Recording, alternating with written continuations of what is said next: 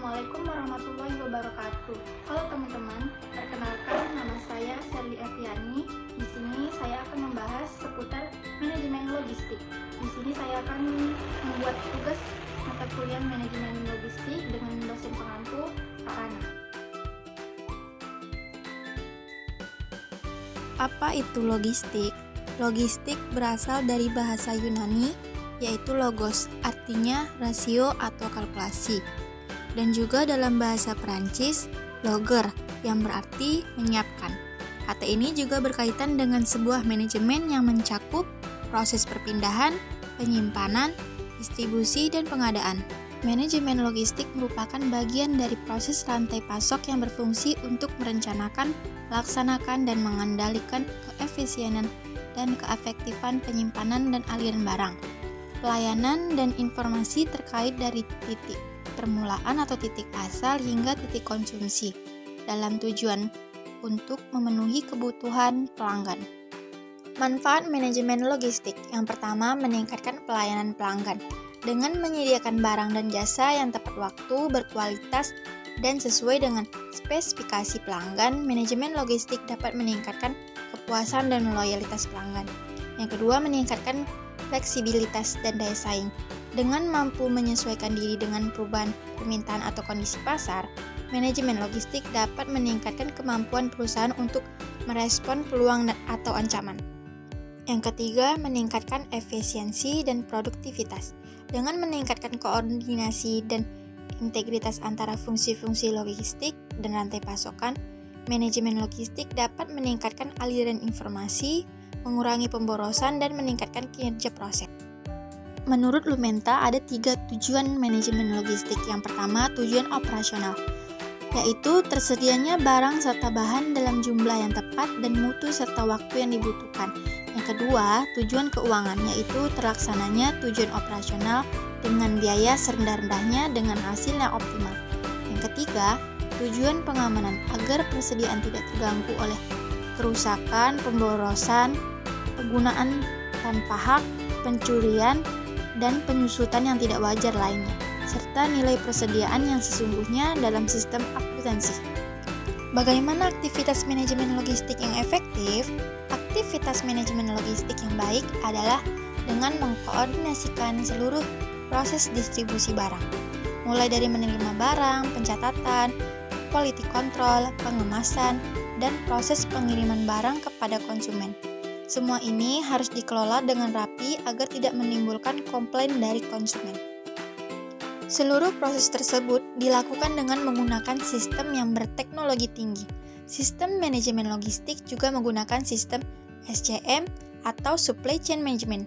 Dengan menerapkan sistem manajemen rantai pasokan, arus keluar masuk barang sudah teradministrasi dengan baik dan sudah melalui cek kualitas barang sehingga akan meminimalisir keluhan. Arus logistik yang efektif juga mengharuskan para pekerja bagian logistik memahami administrasi pergudangan, karena dituntut untuk memahami tata letak barang yang benar, administrasi, kategorisasi, dan tata letak barang harus diatur sedemikian mungkin. Jadi, aspek sistem dan karyawannya memahami akan membuat kinerja manajemen logistik berjalan efektif. Aktivitas-aktivitas logistik yang pertama, layanan pelanggan. Layanan pelanggan melambangkan output dari sistem logistik dan tempat komponen perusahaan melakukan marketing mix.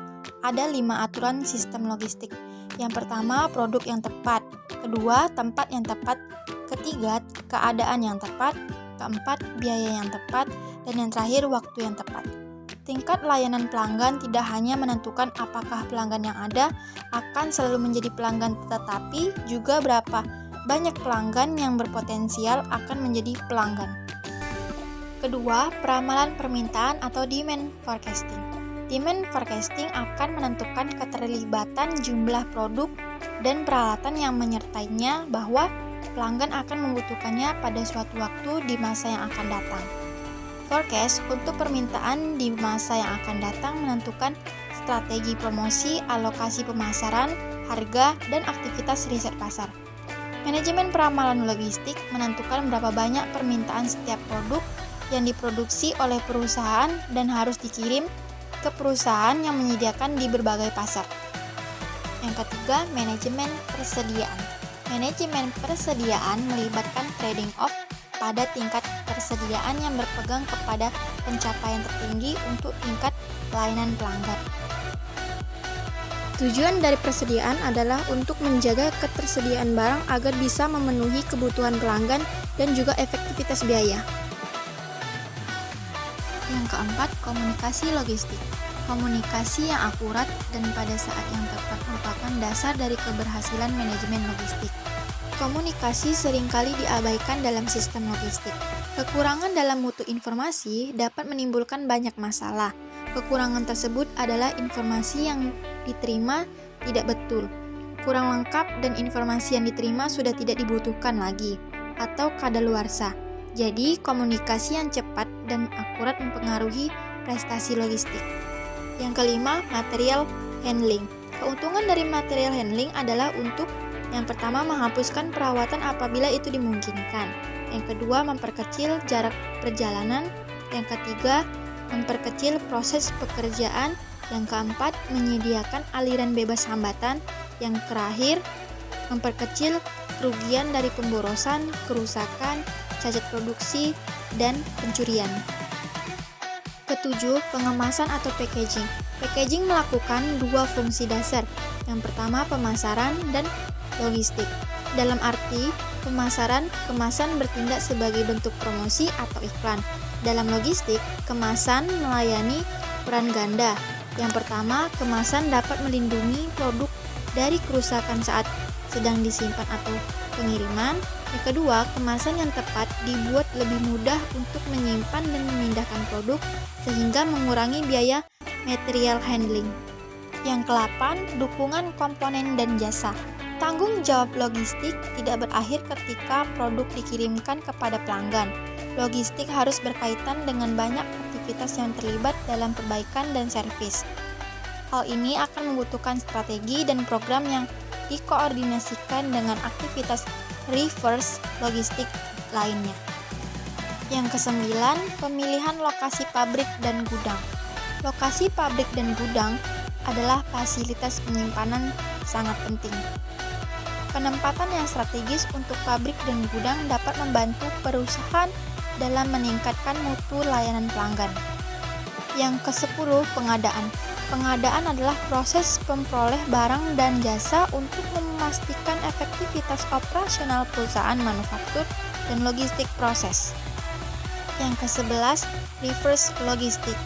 Penanganan dalam pengembalian barang adalah bagian yang menghubungkan proses yang lebih besar atau disebut reverse logistik. Kebanyakan pelanggan dari perusahaan industri yang mengembalikan produk untuk garansi perbaikan, pengganti, remanufaktur, atau daur ulang.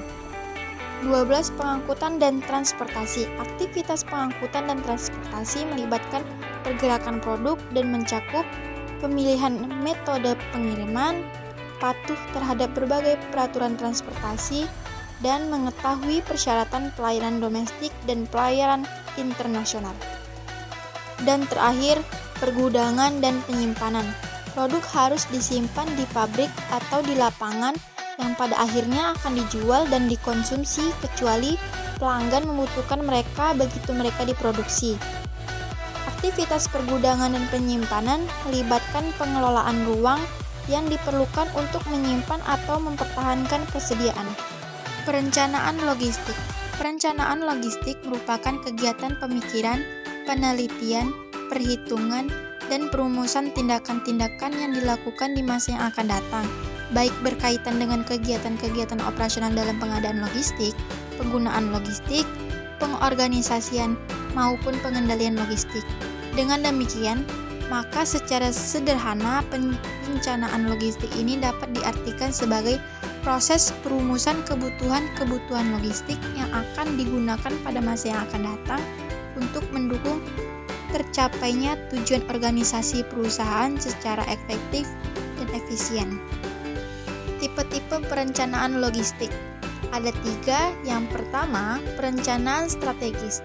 Perencanaan strategis merupakan perencanaan pada level tertinggi pada suatu organisasi.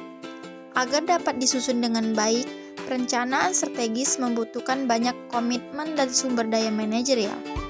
Rencana strategis merupakan dasar bagi perencanaan-perencanaan di bawahnya, yakni perencanaan operasional dan perencanaan taktis. Yang kedua, perencanaan operasional. Perencanaan operasional dapat diartikan sebagai suatu proses untuk mengembangkan kebijakan dan rencana logistik untuk menangani tindakan manajemen yang rutin atau reguler dalam suatu organisasi. Rencana operasional adalah alat ukur untuk mengkoordinir usaha logistik suatu organisasi. Perencanaan taktis. Perencanaan taktis dapat diartikan sebagai proses untuk penyesuaian jangka pendek dari sumber daya logistik untuk hal-hal yang tidak menentu atau tidak diduga, keadaan yang kompetitif atau kondisi lingkungan. Jangka waktu perusahaan taktis adalah jangka pendek karena fokusnya berorientasi pada kegiatan. Periode pelaksanaannya mungkin saja meliputi waktu yang panjang bergantung pada sifat dari kegiatan itu.